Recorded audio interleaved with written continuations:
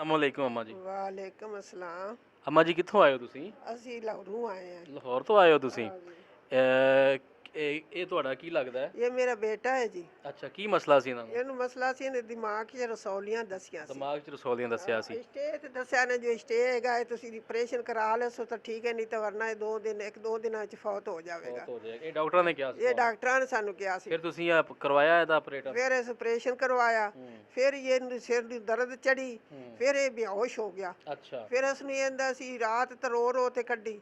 ਸਵੇਰੇ ਅਸੀਂ ਇਹਨੂੰ ਇੱਥੇ ਕਿਸੇ ਦੱਸਿਆ, ਕੋਈ ਪੁੱਛਣ ਹੀ ਆਇਆ ਸੀ ਪਤਾ ਕਰਨ, ਤੇ ਉਹ ਕਹਿੰਦਾ ਜੀ ਉੱਥੇ ਲੈ ਜਾਓ ਤੁਸੀਂ ਤੇ ਠੀਕ ਹੋ ਜਾ ਸੀ। ਸਾਡਾ ਕਿਹਨੇ ਦੱਸਿਆ ਜਿਹੜਾ ਮਸਲਾ ਕਿ ਅਸੀਂ ਦਮ ਕਰਨੇ, ਕਿਹਨੇ ਦੱਸਿਆ? ਕੋਈ ਇੱਥੋਂ ਠੀਕ ਹੋ ਤੇ ਗਿਆ ਸੀ, ਉਹ ਅਣਜਾਣ ਬੰਦਾ ਹੀ ਸੀ, ਇਹਦਾ ਪਤਾ ਕਰਨ ਗਿਆ ਸੀ। ਤੇ ਉਹਨੇ ਕਿਹਾ ਤੁਸੀਂ ਉੱਥੇ ਬਾਬੇ ਕੋਲ ਲੈ ਜਾਓ, ਕਸੂਰ ਚ ਹੈਗਾ ਤੇ ਉੱਥੇ ਤੁਸੀਂ ਇਹਦਾ ਕਰਾਓ ਕੰਮ, ਇਨਸ਼ਾਅੱਲਾ ਠੀਕ ਹੋ ਜਾਵੇ। ਫਿਰ ਤੁਸੀਂ ਸਾਡੇ ਕੋਲ ਲੈ ਕੇ ਆਏ? ਫਿਰ ਅਸੀਂ ਲੈ ਕੇ ਆਏ। ਇਹਦਾ ਬਾਪ ਨਹੀਂ ਆਉਣ ਦਿੰਦਾ ਸੀ, ਇਹਨੂੰ ਚਾਹ ਕੇ ਗੱਡੀ 'ਚ ਪਾਇਆ। ਇਹਨੂੰ ਕੋਈ ਪਤਾ ਨਹੀਂ ਸੀ, ਨਾ ਅੰਮੀ ਦਾ ਨਾ ਅੱਬੇ ਦਾ, ਨਾ ਕਿਸੇ ਦਾ ਨਹੀਂ ਪਤਾ ਸੀ।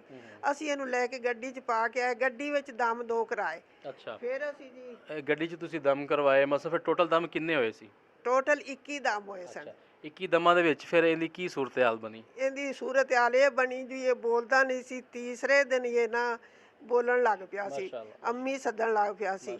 ਫਿਰ ਇਹਨੂੰ ਕਿਲੇ ਹਫਤਾ ਗੁਜ਼ਰਾ, ਫਿਰ ਇਸ ਚੀਜ਼ ਮੰਗਣ ਲੱਗ ਪਿਆ ਸੀ ਖਾਣ ਪੀਣ ਵਾਸਤੇ।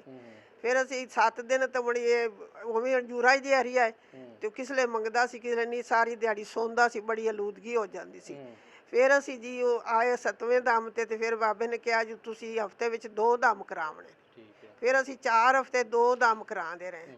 ਫਿਰ ਇਹਨੇ ਆਖਿਆ ਜੀ 1 ਹਫਤੇ ਵਿੱਚ ਦਮ ਕਰਾਉਣਾ। ਫਿਰ 1 ਕਰਾਉਂਦੇ ਰਹੇ। ਫਿਰ ਕਿਹੜਾ 21ਵਾਂ ਦਮ ਸੀ ਨਾ, ਕਰੋਨਾ ਆ ਗਿਆ। ਤੇ ਕਰੋਨੇ ਵਿੱਚ ਬਾਬੇ ਜੀ ਨੇ ਕਿਹਾ ਜੀ ਹੁਣ ਮੈਨੂੰ ਅਗਲੇ ਨਹੀਂ ਕਰਨ ਦਿੰਦੇ ਜੀ, ਤੁਹਾਡੇ ਮਰੀਜ਼ ਜ਼ਿਆਦਾ ਹੋਣ ਲੱਗ ਪਏ ਨੂੰ ਤੇ ਜ਼ਿਆਦਾ ਕਰੋਨਾ ਨਾ ਫੈਲ ਜਾਵੇ। ਫਿਰ 21ਵਾਂ ਦਮ ਅਸੀਂ ਕਰੋਨੇ ਵਿੱਚ ਸਵੇਰੇ 11 ਵਜੇ ਅਸੀਂ ਹਟ ਗਏ ਸਾਂ, ਸਾਂਝ ਦੇ ਟਾਈਮ ਨਾਲ ਹੀ ਆ ਗਏ ਸਾਂ ਤੇ 21ਵਾਂ ਦਮ ਇਹਨੂੰ ਕਰਾ ਕੇ ਲੈ ਗਏ। ਅੱਛਾ ਮਾਂ ਜੀ, 21 ਦਮ ਤੋਂ ਬਾਅਦ ਹੁਣ ਇਹਦੀ ਕੀ ਸੂਰਤ ਹਾਲ ਹੈ? ਇਹ ਖਾ ਪੀ ਰਿਹਾ ਹੈ, ਆਪਣਾ ਬਾਹਰ ਅੰਦਰ ਜਾਣ ਲੱਗ ਪਿਆ ਹੈ, ਕੀ ਮਾਮਲਾਤ ਹੈ ਦੱਸੋ ਜ਼ਰਾ। ਹੁਣ ਇਹ ਬਿਲਕੁਲ ਠੀਕ ਹੈ ਸਾਡੇ ਵਾਸਤੇ। ਇਹ ਨਮਾਜ਼ 5 ਵਕਤ ਪੜ੍ਹਦਾ, ਨਮਾਜ਼ ਕੋਈ ਨਹੀਂ ਕਜ਼ਾ ਹੋਣ ਦਿੰਦਾ। ਰੋਟੀ ਆਦੇ ਟਾਈਮ ਨਾਲ ਖਾਂਦਾ ਹੈਗਾ। ਸਿਰਫ ਇਹਨੂੰ ਇਹ ਮਸਲਾ ਹੋ ਗਿਆ ਹੈ ਜੀ, ਇਹ ਪੈਸੇ 1000 ਨਹੀਂ ਗਿਣ ਸਕਦਾ, 100 ਨਹੀਂ ਨਾਸ ਲੈ ਸਕਦਾ। ਬਸ ਇਤਨੇ ਤੇ ਇਤਨੇ 500 ਨੂੰ ਅੱਧਾ ਕਰਦਾ। ਨਹੀਂ, ਇਹ ਕੰਮ ਵੀ ਕਰ ਰਿਹਾ ਹੁਣ ਮਾਸ਼ਾਅੱਲਾ? ਕੰਮ ਕਰਦਾ ਪਿਆ ਹੈ, ਮਾਸ਼ਾਅੱਲਾ। ਕੰਮ ਕਢਾਈ ਦਾ ਕਰਦਾ ਹੈ, ਕੰਮ ਕਰਦਾ ਪਿਆ ਹੈਗਾ। ਉਹਨਾਂ ਫੈਕਟਰੀ ਵਾਲਾ ਰੱਖਿਆ ਹੋਇਆ, ਉਹਨਾਂ ਕਾਠ ਬਣਾ ਕੇ ਦਿੱਤਾ ਹੋਇਆ। 15 ਦਿਨਾਂ ਹਿਸਾਬ ਹੁੰਦਾ, ਕੋਈ 1000-1200 ਨਿਕਲ ਆਉਂਦਾ। ਮਾਸ਼ਾਅੱਲਾ ਮਾਸ਼ਾਅੱਲਾ ਮਾਸ਼ਾਅੱਲਾ।